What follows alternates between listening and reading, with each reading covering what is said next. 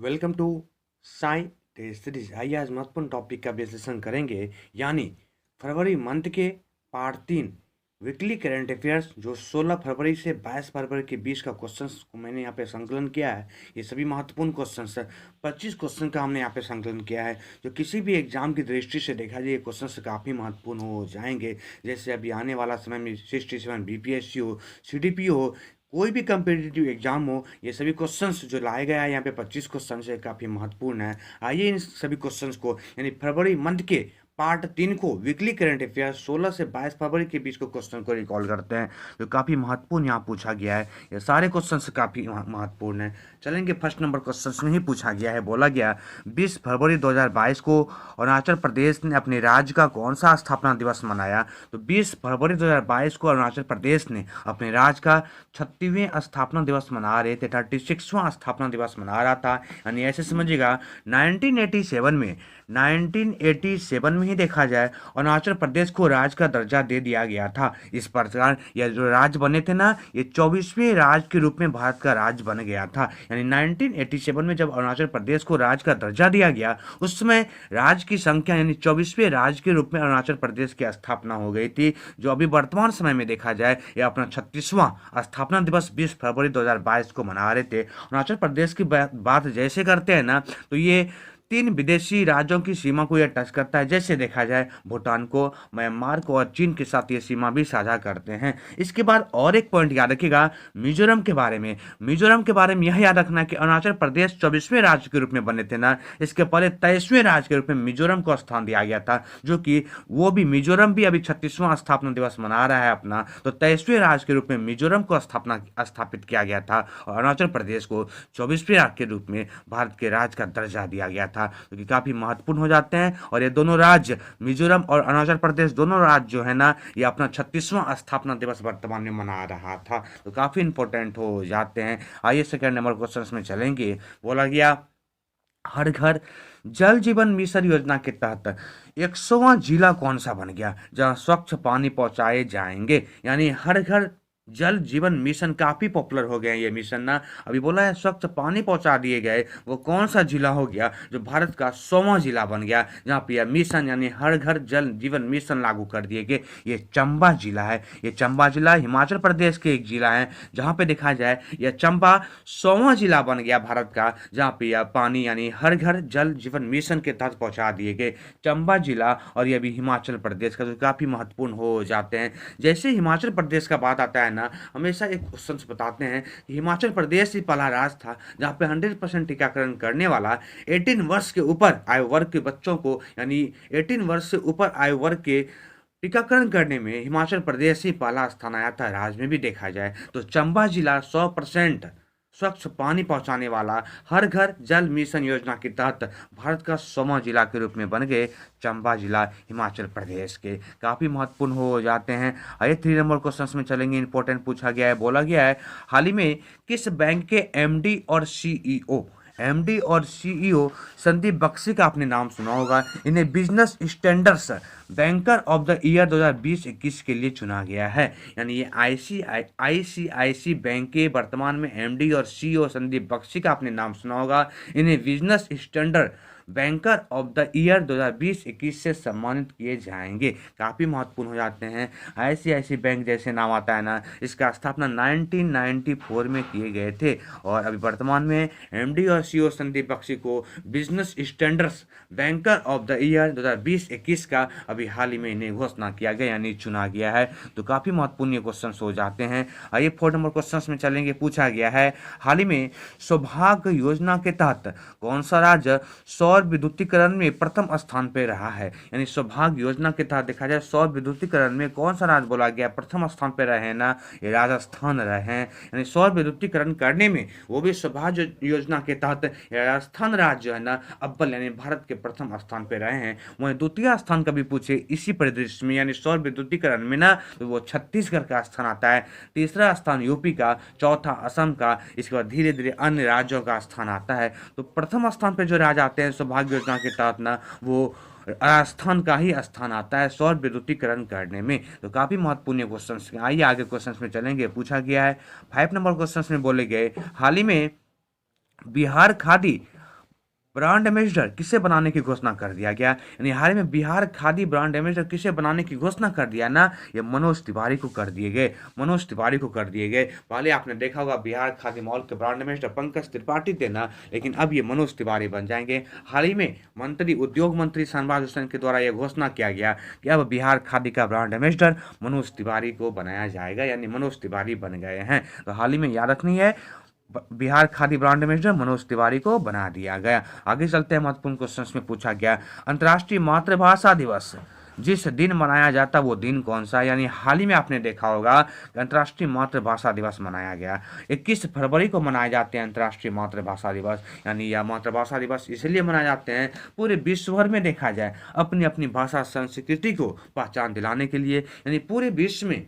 भिन्न भिन्न समुदाय के भिन्न भिन्न राज्य के जो भी हो अपने अपने भाषा संस्कृति को आगे बढ़ाने के लिए अंतर्राष्ट्रीय मातृभाषा दिवस मनाता है, जो कि 21 फरवरी को हर साल मनाए जाते हैं। काफ़ी महत्वपूर्ण और ये अंतर्राष्ट्रीय मातृभाषा दिवस काफ़ी इंपॉर्टेंट है, अक्सर एग्जाम में भी पूछे जाते हैं। आइए आगे क्वेश्चन में चलते हैं। 7 नंबर क्वेश्चन में क्या पूछा गया, बोला गया है भारत की यूपीआई प्रणाली को अपनाने वाला देश कौन बन गया, यानी भारत की यूपीआई प्रणाली को अपनाने वाला पहला देश जो बन गया ना, यानी पड़ोसी देश कौन बन गए, या पड़ोसी देश जो बने नेपाल बन गए हैं। यानी भारत का यूपीआई प्रणाली को इन्होंने अपनाया है, भारत के यूपीआई प्रणाली को अपनाए हैं ये नेपाल हैं, ये नेपाल हैं, जो कि काफ़ी महत्वपूर्ण हो जाते हैं। यानी ऐसे समझिएगा भारतीय राष्ट्रीय भुगतान निगम एनपीसीआई का आपने नाम सुना होगा, इन्हीं के द्वारा कहा गया थी कि नेपाल अपने डिजिटल अर्थव्यवस्था को मजबूत करने का प्रयास कर रहा है, जिन्होंने भारत की यूपीआई प्रणाली को अपनाया है। और जाहिर सी बात है भारत की यूपीआई प्रणाली अभी दिखाया काफ़ी तीव्र गति से आगे बढ़ रहे हैं, तो नेपाल इस प्रोसेस पे चल रहे हैं और ये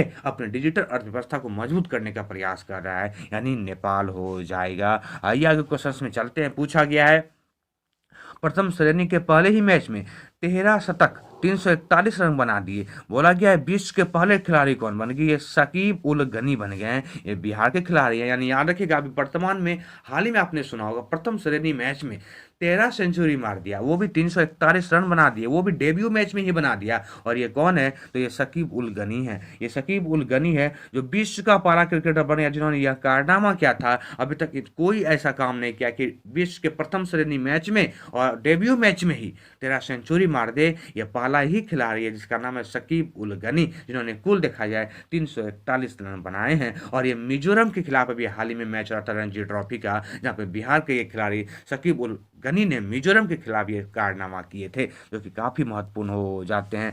आइए आगे चलेंगे। इंपॉर्टेंट क्वेश्चन में पूछा गया Dada Saheb international film award अभी हाल ही में देने की घोषणा कर दिया ना, Dada Saheb international film festival award 2022 में जिसे बेस्ट फिल्म अवार्ड प्रदान किया उसका नाम क्या है, शेरशाह। यानी Dada Saheb international film festival award 2022 में बेस्ट फिल्म का जो अवार्ड दिया गया शेरशाह को दिया गया है, शेरशाह को दिया गया है। ये शेरशाह जो मूवी बनाए गए थे ना, आप सुने होंगे परमवीर चक्र विजेता विक्रम बन्ना का नाम आपको पता होगा, यानी परमवीर चक्र विजेता विक्रम बन्ना की जीवनी पे यही शेरशाह मूवी बनाया गया है। और इसके निर्देशक देखा जाए विष्णु वर्धन जाने जाते हैं, विष्णु वर्धन जिन्होंने इस मूवी को बनाया था। विक्रम बन्ना जो परमवीर चक्र विजेता है ना, इन्हीं पे यह मूवी बनाए गए थे, जिन्हें इस बार देखा जाए 2022 के बेस्ट फिल्म अवार्ड से सम्मानित किया गया शेरशाह को, शेरशाह को। इसमें और एक पॉइंट याद रखेगा, अभी हाल ही में जो ये Dada Saheb international film festival award दिया जा रहा था ना, इसमें पुष्पा मूवी को 2021 का film of the year award से सम्मानित किया जाएगा, पुष्पा मूवी को। और बेस्ट फिल्म का अवार्ड शेरशाह को दिए गए हैं, काफ़ी महत्वपूर्ण हो जाते हैं। आइए आगे क्वेश्चन में चलते हैं। पूछा गया Dada Saheb international film festival award 2022 में जिसे बेस्ट एक्टर एवं बेस्ट एक्ट्रेस का अवार्ड दिया गया वो कौन है, यानी एक्टर और एक्ट्रेस अवार्ड दिया गया है। यानी Dada Saheb international film festival award में ना, आइए इन्हें जानते हैं। यानी एक्टर में देखा जाए अभिनेता में रणवीर सिंह को दिए गए, और ये फिल्म 83 पे दिया गया है, रणवीर सिंह को बेस्ट एक्टर का अवार्ड दिया गया, वो भी Dada Saheb international film festival award 2022 का। और कृति सेनन को देखा जाए अभिनेत्री के रूप में फिल्म मिमी का आपने नाम सुना होगा, इसी मूवी के तौर पर इन्हें दिया गया है। यानी याद रखने है अभिनेता के तौर पर इस बार Dada Saheb international film festival award Ranveer Singh को दिया गया। और अभिनेत्री में देखा जाए कृति सेनन को यह अवार्ड से सम्मानित किए गए हैं। आइए महत्वपूर्ण क्वेश्चन में आगे चलते हैं। पूछा गया है आंध्र प्रदेश लोक सेवा आयोग का अध्यक्ष जिसे नियुक्त कर दिया गया, यानी आंध्र प्रदेश लोक सेवा आयोग के अध्यक्ष बना दिए गए और वो कौन बन गए, तो ये गौतम संवेग बन गए हैं। यानी याद रखना है आंध्र प्रदेश लोक सेवा आयोग, बहुत महत्वपूर्ण क्वेश्चन है। आंध्र प्रदेश लोक सेवा आयोग के अध्यक्ष जिसे बनाया गया वो गौतम संवाग है, गौतम संवाग है। आइए इनके बारे में थोड़ा बातें रिकॉर्ड करते हैं। यह देखा जाए गौतम संवाग जो बने अभी हाल ही में लोक सेवा आयोग के अध्यक्ष न, इसके पहले यह आंध्र प्रदेश के डीजीपी थे, आंध्र प्रदेश के डीजीपी थे। यानी ऐसे समझिएगा 1992 बैच के ये आईपीएस अधिकारी थे गौतम संवाग, जिन्हें हाल ही में देखा जाए तो आंध्र प्रदेश के लोक सेवा आयोग के अध्यक्ष बना दिए, जो इसके पहले देखा जाए तो डीजीपी पोस्ट पे आंध्र प्रदेश में विराजमान थे और अभी वर्तमान में लोक सेवा आयोग के ये अध्यक्ष नियुक्त कर दिए गए गौतम संवाग। आइए 12 नंबर क्वेश्चन में चलेंगे। इंपॉर्टेंट पूछा गया है, बोला गया है विश्व सतत शिखर सम्मेलन, विश्व सतत विकास शिखर सम्मेलन 2022 की मेजबानी किस देश के द्वारा किया जा रहा था, ये भारत के द्वारा किए जा रहे थे। यानी अभी हाल ही में आपने यह देखा होगा 16 से 18 फरवरी को, 16 से 18 फरवरी के बीच में विश्व सतत विकास शिखर सम्मेलन की मेजबानी भारत के द्वारा किया जा रहा था। यह डेट याद रखनी है,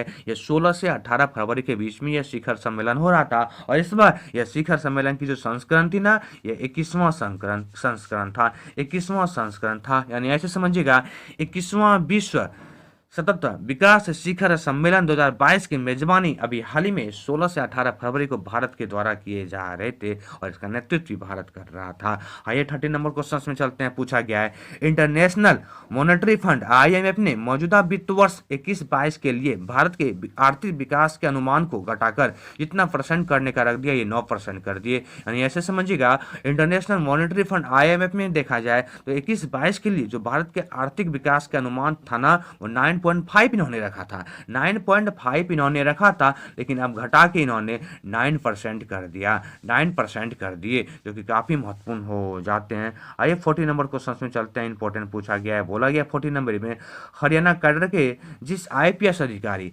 हरियाणा कैडर के जिस आईपीएस अधिकारी को 15 फरवरी 2022 को गुरुग्राम की पहली महिला आयुक्त नियुक्त कर दिए कि काफ़ी पॉपुलर ये क्वेश्चन हो गए हैं।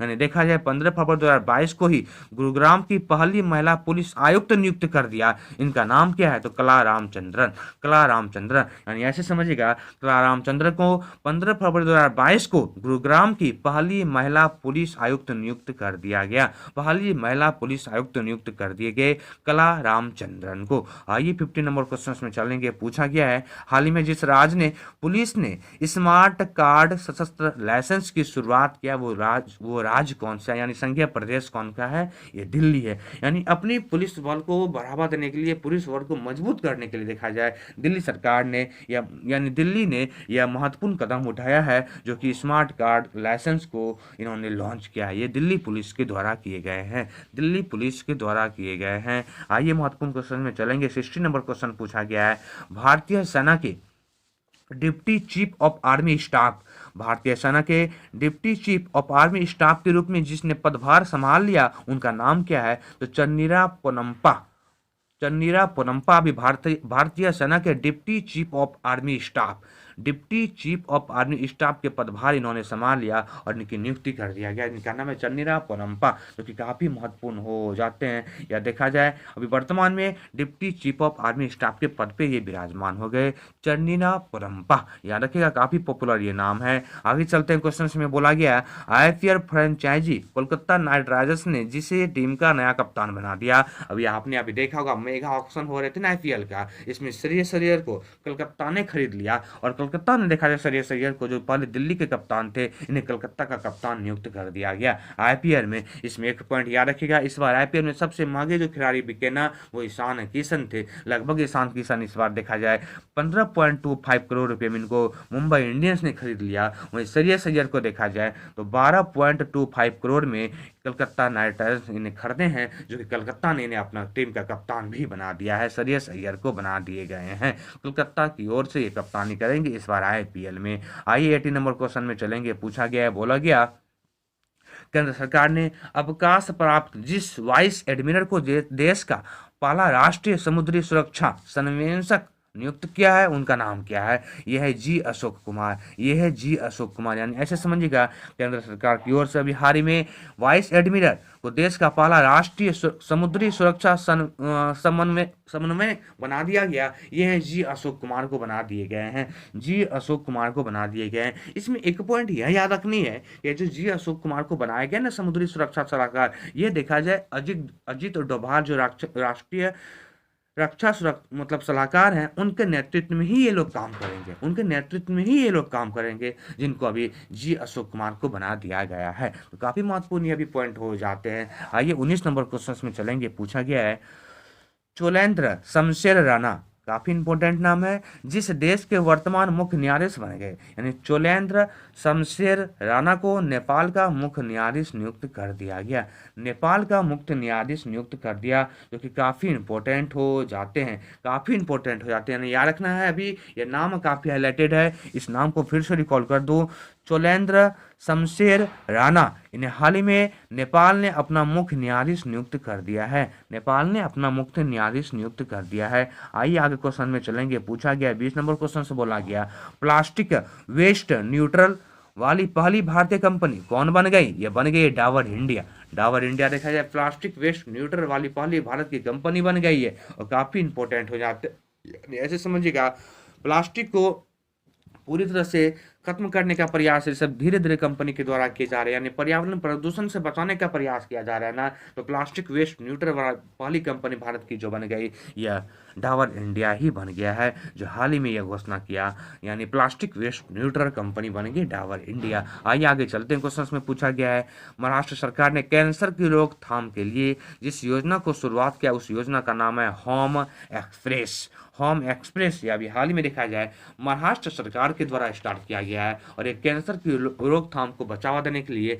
यह होम एक्सप्रेस की शुरुआत किया है, होम एक्सप्रेस की शुरुआत किया है, यानी कैंसर की ओर से जागरूक फैलाने के लिए इन्होंने यह प्रावधान किया है। जैसे महाराष्ट्र नाम आते हैं तो 3 योजना काफी इंपॉर्टेंट हो जाता है यहाँ का, शिव भोजन थाली योजना, प्रोजेक्ट प्लेटिना अभियान, ये सभी महाराष्ट्र के ही इंपॉर्टेंट अभियान या योजना में सम्मिलित हो जाते हैं। तो यहाँ पे होम एक्सप्रेस की शुरुआत करने वाला ये महाराष्ट्र सरकार ही हो जाएंगे। आइए 22 नंबर क्वेश्चन में चलते हैं। पूछा गया है भारतीय नौसेना ने अपनी युद्धपोत आईएनएस विशाखापट्टनम से 18 फरवरी 2022 को समुद्र में जिस सुपरसोनिक क्रूज मिसाइल का सफल परीक्षण किया, उसका नाम क्या है? ब्रह्मोस मिसाइल का।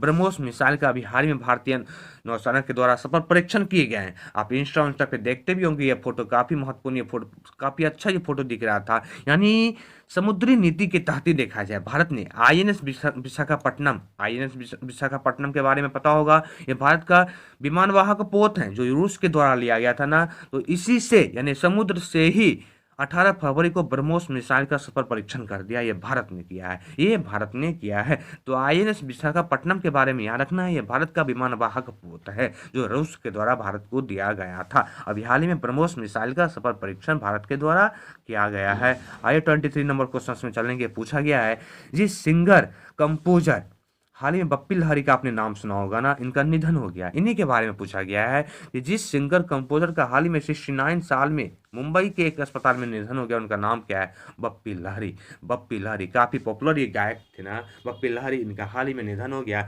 इसके पहले आपने सुना होगा लता मंगेशकर का भी निधन हो गई थी। तो हाल ही में 2-3 ऐसे थे गायक जिनका निधन हो गया, बप्पी लहरी सर चले गए, यानी लता मंगेशकर जी भी चले गए, यानी इन सब का भी हाल ही में देहांत हो गया है। आइए 24 नंबर क्वेश्चन में चलेंगे। पूछा गया है असम सरकार ने हाल ही में जिस देश के प्रतिष्ठित उद्योगपति को अपना सर्वोच्च नागरिक सम्मान असम वैभव से सम्मानित किया, उनका नाम क्या है? उनका नाम है रतन टाटा। यानी असम सरकार ने अपना सर्वोच्च सम्मान असम वैभव से रतन टाटा सर को अभी सम्मानित किया है और यह भी हाल ही में देखा जाए 16 फरवरी को ही यह सम्मान से इनको सम्मानित किया गया। रतन टाटा को असम सरकार की ओर से यह सम्मान दिए गए हैं, यानी असम सरकार के द्वारा अपना सर्वोच्च सम्मान से इनको सम्मानित किया गया और वो भी असम वैभव से सम्मानित किया गया है। आइए आज की इस सीरीज का यानी वीकली करंट अफेयर्स पार्ट 3 के अंतिम क्वेश्चन में चलेंगे। 25वें नंबर क्वेश्चन में चलते हैं। इंपॉर्टेंट पूछा गया है, बोला गया है हाल ही में किस संस्था ने एग्रोमेट एडवाइजरी सर्विसेज AAS के प्रसार के लिए किसान मोबाइल ऐप, काफ़ी इंपॉर्टेंट है,